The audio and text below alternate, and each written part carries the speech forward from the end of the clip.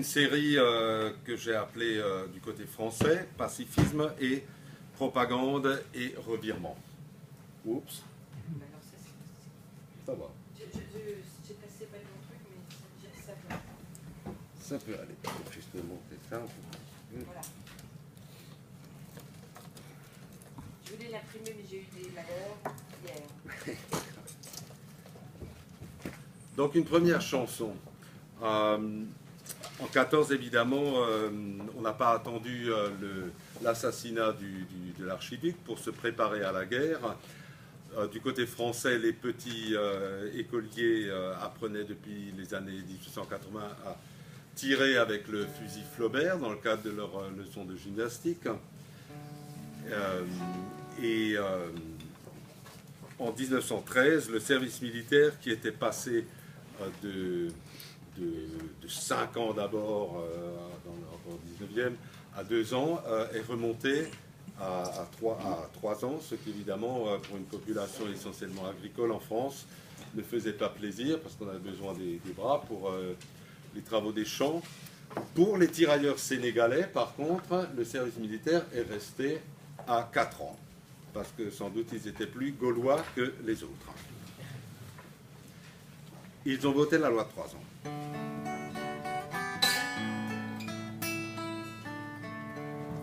Ils te font faire 1 an encore, 1 an c'est bien long et j'ignore comment tout seul je vais pouvoir gagner de quoi payer notre pain noir. Ma terre est pas encore labourée, la misère sera grande cette année. Voilà qu'en plus du mauvais temps, ils ont voté la loi de 3 ans. Ta vieille mère comme moi se désole, dame les vieux ce qui les console, c'est d'avoir leurs enfants près d'eux 1 an de plus, c'est malheureux. Quand il y a tant d'ouvrages à faire, ça me révolte, mais faut se taire, car sans pitié pour les pauvres gens, ils ont voté la loi de 3 ans. Est-ce au nom du progrès moderne que l'on fera 3 ans de caserne? Faudrait bien mieux créer nom d'un chien, faire la paix avec le voisin. Pourquoi pas s'entendre sur terre? Y a bien déjà assez de misère. C'est-il seulement contre les Allemands qu'ils ont voté la loi de 3 ans? Cette loi qu'on dit républicaine frappe surtout celui qui peine, car ce sont des impôts nouveaux qui vont lui tomber sur le dos pour payer la nouvelle armée. Que d'argent s'envole en fumée. Y ont-ils pensé les gouvernants qui veulent la loi de 3 ans? Pourquoi ne cherche-t-on pas à faire une loi plus humanitaire? La paix entre les travailleurs d'Europe, Allemagne et France sœur. À bas l'orgueil qui nous sépare, la guerre est la plus grande tare qu'il faut rayer de notre temps pour abolir les lois de 3 ans. Donc, c'est un esprit pacifiste qui dure ce qu'il dure. Jaurès est assassiné. De l'autre côté, Rosa Luxembourg et Karl sont jetés en prison. Et tout le monde bascule, CGT comprise, donc, dans cet enthousiasme guerrier. En France, on connaît l'importance de la chanson. On sait que ça peut faire du mal, hein, depuis les Mazarinades du XVIIe, en passant par les chansons de la Révolution française, les chansons des 2 révolutions du 19e et les chansons de la Commune. Donc, l'état-major français confie à certains chansonniers le soin de fabriquer des chansons de propagande. On va voir maintenant un petit catalogue d'horreurs guerrières. Lucien Boyer, par exemple, qui devient chansonnier aux armées, qui aura même la Légion d'honneur, par erreur d'ailleurs, puisque on croira que la Madelon de la Victoire qu'il a chantée en 1918 était la Madelon, on a confondu avec la Madelon de 1913, celle qui sert à boire. Mais c'est pas grave, il y a d'autres qui reçoivent la Légion d'honneur, un peu pour des raisons diverses. Donc on admirera au passage sur cette chanson Au bois le prêtre. Le bois le prêtre, c'est une bataille près de Pont-à-Mousson qui va faire 7000 morts de chaque côté pour rien. les images particulièrement haineuses. Hein. Je vais chanter le bois fameux où chaque soir dans l'air brumeux rôde le boche venimeux à l'œil de traître, où nos poilus au cœur altier contre ce bandit de métier se sont battus sans lâcher pied au bois de prêtre. On est terré comme un renard, on est tiré comme un canard, si l'on se regarde traquenard ou l'on s'empêtre. Dès que l'on quitte son bourbier, on reçoit un lingot d'acier, car l'on est chasseur et gibier au bois le prêtre. Tous les arbres y sont hachés et les bavarois desséchés là-haut sont encore accrochés sur un vieux être. Ils y sont pour longtemps, dit-on, car même le vautour glouton vous a le dégoût du teuton au bois le prêtre.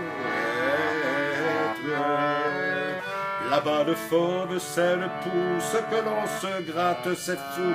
D'abord on lutte avec la poudre de pyrètre, puis au toto on s'aguerrit et l'on conclut avec esprit. Plus on a de poux, plus on rit au bois le prêtre. Si du canon bravant l'écho, le soleil y risque un béco, on peut voir le coquelicot partout renaître. Car dans un geste de sonneur, Dieu pour chaque poilu qui meurt jette des légions d'honneur au bois le prêtre. Après la guerre nous irons et nous nous agenouillerons, sur chaque croix nous écrirons en grosses lettres.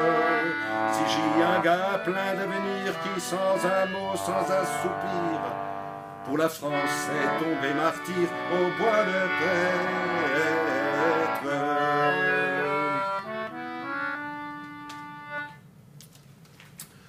Ensuite, on va aussi nommer un service, d'ailleurs auprès de l'état-major français, pour fabriquer donc des chansons guerrières.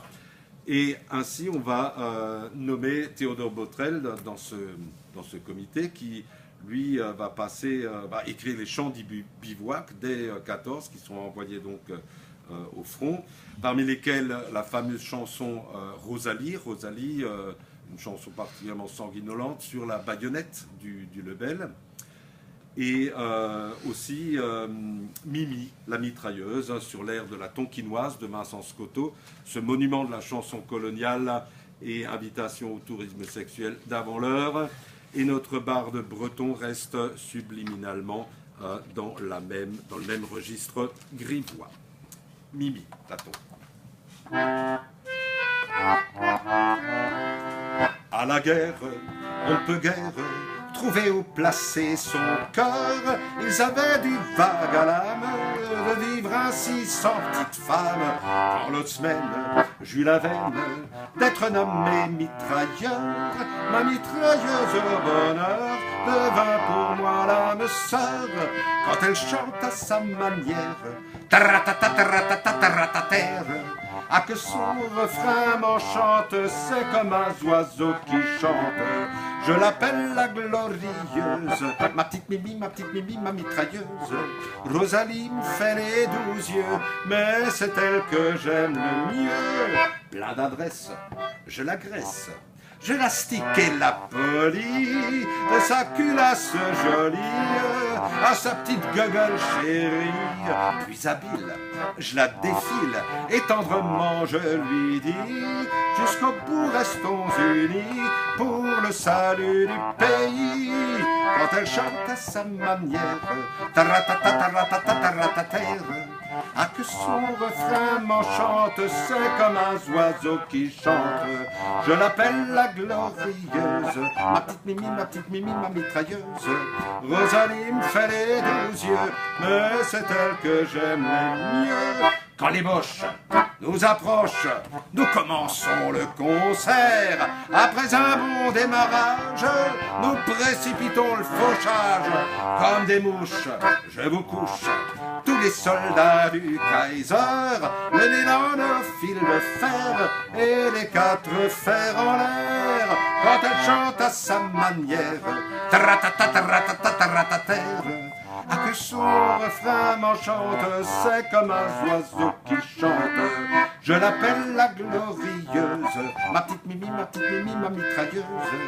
Rosalie me fait les 12 yeux, mais c'est elle que j'aime le mieux. Et tout passe, et tout lasse, même la guerre est l'un de ces jours, ou bien l'une de ces années, elle sera terminée. Alors vite, l'on se quitte, glorieuse mes amours, nous devrons à notre tour nous séparer pour toujours, après une salve dernière, taratata, taratata, tarataterre. En te voyant endormi, je te dirai, cher ami, fais de l'homme ma glorieuse, ma petite Mimi, ma mitrailleuse, et tes pleurs mouilleront mes yeux en te faisant mes adieux.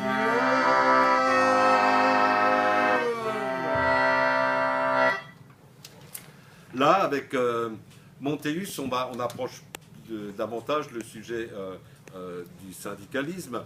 Montéus est le même chanteur va-t-en-guerre que les deux précédents, sauf que lui a un peu moins d'excuses puisqu'il était très